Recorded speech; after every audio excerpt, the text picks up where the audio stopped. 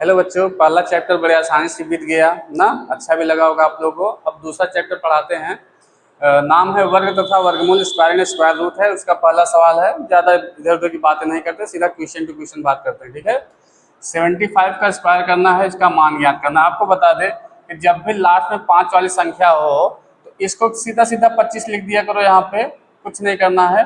और 7 के जस्ट आगे कौन सी नंबर आती है? 8 आता है, तो 7 8 56 सीधा सीधा बन जाता है। इसका आंसर क्या आएगा? 56 25, जो कि ऑप्शन नंबर सी सही है। क्वेश्चन नंबर सेकंड है। 444 का स्क्वायर है। आपको पता है कि 4 का स्क्वायर है, तो 4 का स्क्वायर लास्ट में करते हैं तो कितना आएगा? यूनिट इसका 6 आएगा, जो कि सब में है, यानी ऑप्शन से हम नहीं कर पाएंगे अभी। तो ध्यान दो, दूसरा तरीका क्या लगाते हैं। इसको मैं क्या लिख सकता हूँ? इसको अप्रॉक्स में लगभग किसके पास में है? ये 440 के पास में है। इसको थोड़ा सा आगे लेके जाओ तो 450 के पास में है। इन दोनों का स्क्वायर करते हैं, इन्हीं के दोनों के बीच का नंबर है ये 444।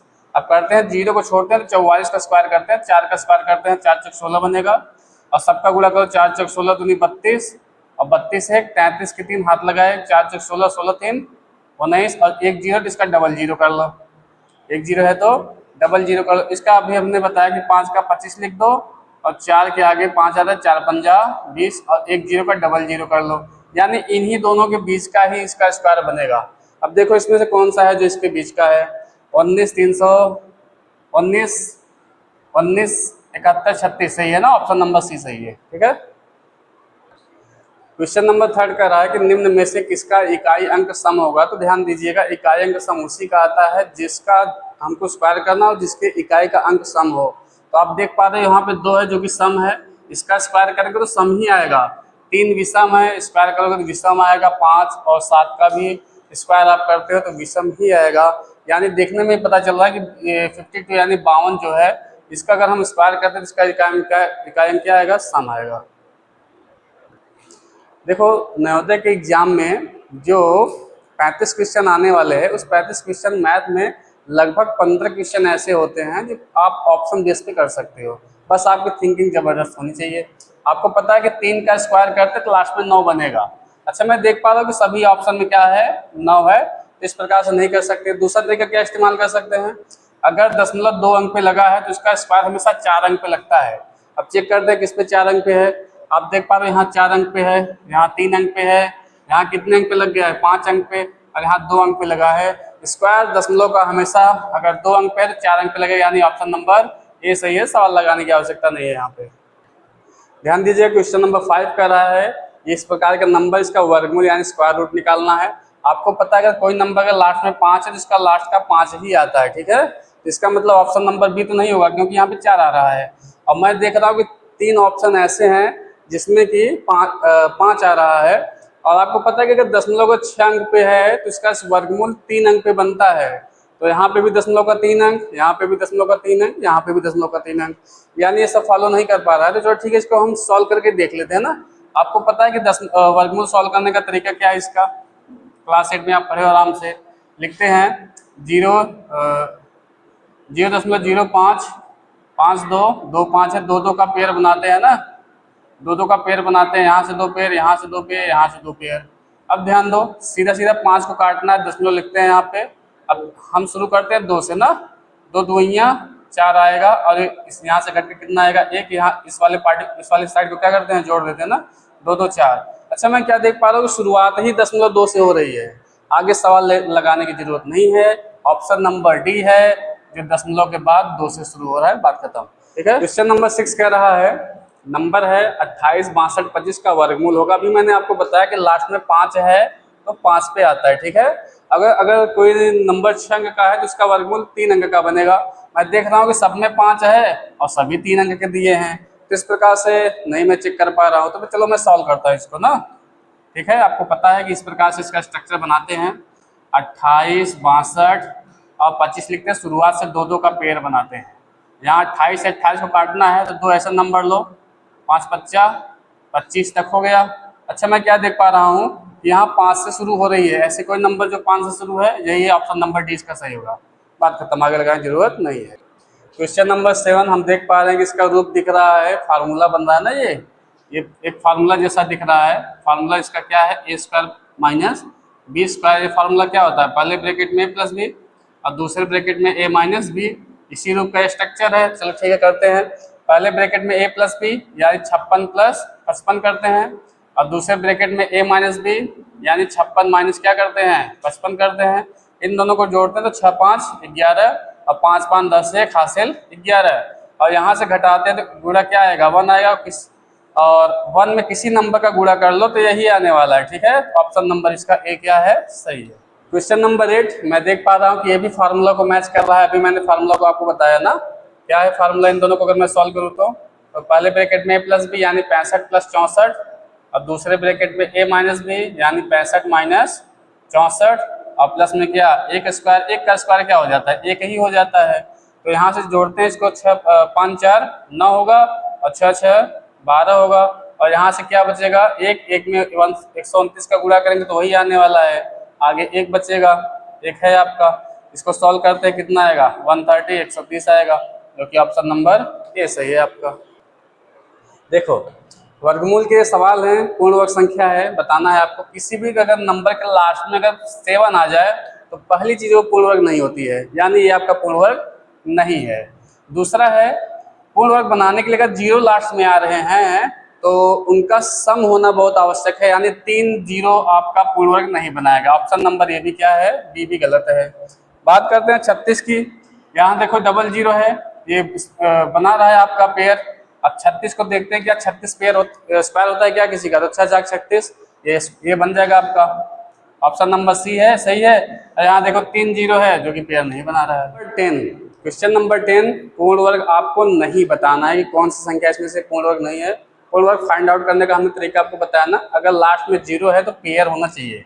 अब देखो यहाँ पेयर है, अब पेयर है कोई बात नहीं, अब नंबर को चेक करते क्या ये किसी का स्क्वायर है, तो नंबर है 8 का स्क्वायर 8 64, इसलिए ये वाला पूर्ण वर्ग है।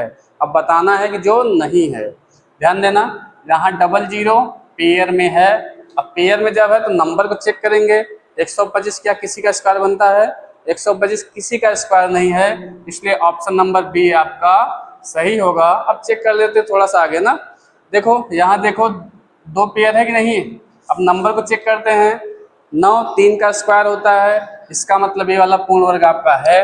अब यहाँ देखो डबल पेयर है, नंबर पे 0 पेयर में नंबर को चेक करते हैं, ये 324 है, 324 किसका स्क्वायर होता है, ये 18 का होता है ना। ये भी आपका क्या है, पूर्ण वर्ग संख्या। आपको बताना था कि इनमें से कौन सी संख्या पूर्ण वर्ग नहीं है, तो उस अनुसार आपका ऑप्शन नंबर बी सही है। ध्यान दो, अगर वर्ग और वर्गमूल अगर चैप्टर हम लोग पढ़ रहे हैं तो कम से कम आपको 30 तक स्क्वायर याद होने चाहिए और 15 तक आपको क्यूब होने चाहिए, अगर आप इस चैप्टर को पढ़ना चाह रहे हो अच्छे से। तो अगर आप ये नहीं याद कर पा रहे हो फिर ये चैप्टर याद कर पाना आपके लिए मुश्किल रहेगा। क्वेश्चन नंबर 11, वह संख्या जिसका वर्ग 4 अंकों की सबसे छोटी पूर्ण वर्ग संख्या है, मतलब इन संख्याओं में से एक ऐसी संख्या है जिसका वर्ग कर दूं तो 4 अंक का सबसे छोटा आता है ना पूर्ण वर्ग संख्या। तो चलो सबसे छोटा स्टार्ट करते हैं 31 से।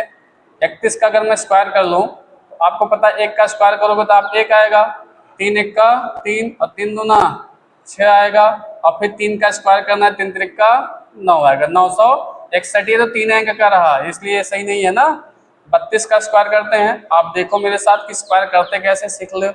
पहले लास्ट वाले का स्क्वायर करते हैं ना, 2 का स्क्वायर कर लो 4 आया। अब सबका आपस में गुणा कर लो, 3 दूना 6 और 6 दूना 12, 12 का 2 आया, हाथ लगा 1। अब लास्ट वाले का स्क्वायर कर लो, यानी 3 का स्क्वायर कर लो, 3 3 का 9 और हासिल 1 था, कितना बचा 10। तो यही देखो सबसे छोटा है जो पूर्ण वर्ग वाला आ गया, तो 10 24 यानी ऑप्शन नंबर बी यानी 32 सही है। चलो आगे भी आपको करके दिखाते ना, थोड़ा सा जान जाओ आप स्क्वायर निकालते कैसे ना। 34 का स्क्वायर देखो कैसे करेंगे, पहले लास्ट का 4 का स्क्वायर कर लो, 4 का स्क्वायर करो, 4 चौका 16 के 6 हाथ लगा 1 जाएगा। सभी नंबर को आपस में गुणा करना है, 3 चौका 12 और 12 दूना 24, 24 1 25, हाथ लगा 2। अब 3 का स्क्वायर करोगे, 3 3 का 9 और 9 2 11, यानी 11 56 इसका स्क्वायर बनेगा। उसका भी चेक कर लेते हैं, 36 का स्क्वायर कर लेते हैं। आप सीख लो कि स्क्वायर करते कैसे ना। लास्ट वाले नंबर का स्क्वायर करते हैं तो 6 का स्क्वायर करो, 6 36 के 6, हाथ लगा 3 बचेगा। अब सभी नंबर को आपस में गुणा करना है, 3 6 18, 18 दूना 36 और 36 में क्या जोड़ोगे आप, 3 जोड़ोगे तो कितना बनेगा 39, हाथ लगा 3 बचा है, और 3 का स्क्वायर करोगे 3 त्रिका 9, और 9 3 कितना बनेगा आपका 1296। इस प्रकार से आप किसी भी नंबर का स्क्वायर निकाल सकते हो बड़े आसानी से। ठीक है, क्वेश्चन नंबर 12 है 10 89 30 25 82 81 15 376 में से कौन सी संख्या सम संख्या का वर्ग होगी, सम संख्या का वर्ग होगी। मैंने आपको बताया है कि सम संख्या का वर्ग करने के लिए उसके लास्ट का जो अंक है वो सम होना चाहिए ना।